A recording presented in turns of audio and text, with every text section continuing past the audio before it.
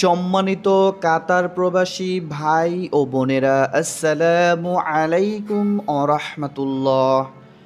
আশা করি সবাই যে যেখানে আছেন, যে অবস্থায় আছেন, সবাই সুস্থ ও ভালো আছেন।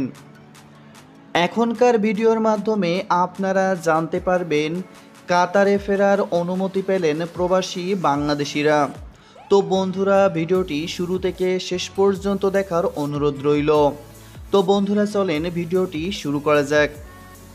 করোনায় স্বল্প ঝুঁকিপূর্ণ 40টি দেশের তালিকায় বাংলাদেশের নাম না থাকলেও শর্ত সাপেক্ষে ধীরে ধীরে দেশে ছুটিতে থাকা 14,000-এর বেশি প্রবাসী ফিরতে পারবেন কাতারে।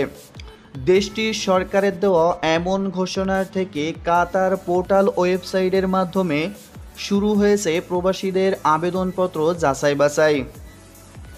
এরই মধ্যে আবেদনপত্র গ্রহণ করে কাতারে ফিরে আসার অনুমতি দেওয়া হয়েছে অনেককে। তবে ফিরে আসার অনুমতি দেওয়া হলেও কাতারের সঙ্গে বাংলাদেশের নিয়মিত ফ্লাইট বন্ধ থাকায় অনিশ্চয়তার মধ্যে রয়েছে কমিউনিটি ও দূতাবাস। কাতারের করোনা পরিস্থিতি নিয়ন্ত্রণে আসায় ছুটিতে থাকা অভিবাসীদের ফেরার সুযোগ দিচ্ছে দেশটির সরকার।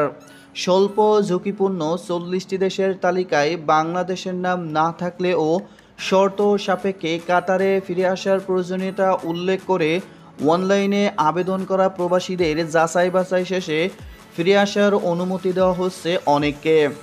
তবে কাতারে ফেরার অনুমতি মিললেও প্রবাসীরা যাতে দ্রুত আসতে পারে ও যারা এখনও অনুমতি পাননি তারাও যাতে ফিরতে পারেন, সেজন্য দূতাবাসকে প্রয়োজনীয় পদক্ষেপ নেওয়ার আহ্বান জানান প্রবাসী বাংলাদেশিরা।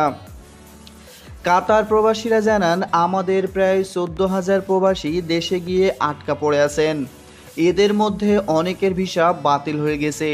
সরকার যেন দ্রুত পদক্ষেপ নিয়ে তাদের আসার ব্যবস্থা করে।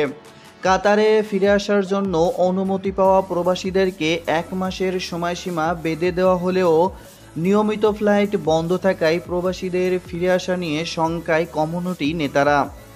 কাতার বাংলাদেশি কমিউনিটি নেতা হাসিবুর রহমান জানান, বাংলাদেশ বিমান কাতার এয়ারওয়েজ কেউই এখনও ফ্লাইট শিডিউল রেডি করেনি। এখনও সিদ্ধান্ত হয়নি কবে থেকে ফ্লাইট রেডি করতে পারবে। এদিকে অনুমতি পাওয়া প্রবাসীরা যাতে দ্রুত ফিরতে পারেন সে লক্ষ্যে বাংলাদেশ সিভিল এভিয়েশনকে কাতার সিভিল এভিয়েশনের সঙ্গে যোগাযোগ করে দ্রুত ফ্লাইট চালুর ব্যবস্থা অনুরোধ জানান দূতাবাসের কাউন্সিলর। কাতার বাংলাদেশের দূতাবাস শ্রম কাউন্সিলর ডক্টর মোহাম্মদ মুস্তাফিজুর রহমান জানান, বাংলাদেশের সিভিল এভিয়েশন অথরিটি যেন কাতার সিভিল এভিয়েশন অথরিটির সঙ্গে কথা বলে দ্রুত ফ্লাইটের ব্যবস্থা করে। তবে দেশে থাকা প্রবাসীদের ছুটির মেয়াদ 6 মাসের বেশি অতিবাহিত হয়ে থাকলে কাতারের নিয়োগকৃত কোম্পানি থেকে রিটার্ন পারমিট অনুমতি পত্র লাগবে। সেই সঙ্গে দেশ থেকে আসার 48 ঘন্টা আগে কাতার সরকারের তালিকাভুক্ত 16টি মেডিকেলের যে কোনো শাখা থেকে করোনা নেগেটিভ সার্টিফিকেট নিয়ে আসতে হবে বলে জানানো হয়। তো বন্ধুরা, এই ছিল এখনকার মতো আপডেট নিউজটি যদি ভালো লাগে তাহলে অবশ্যই একটি লাইক করে দেবেন। আর আপনি যদি আমাদের চ্যানেলের নতুন দর্শক হয়ে থাকেন তাহলে অবশ্যই আমাদের চ্যানেলটিকে সাবস্ক্রাইব করে পাশে আসা বেল বাটনটি বাজিয়ে দেবেন, কারণ কাতারের নিত্য নতুন আপডেট সবার আগে আমাদের কাছেই পেয়ে যাবেন। তো বন্ধুরা, পরবর্তী কোনো আপডেট নিউজ নিয়ে হাজির হব। সেই পর্যন্ত আপনারা সবাই ভালো থাকবেন। ধন্যবাদ।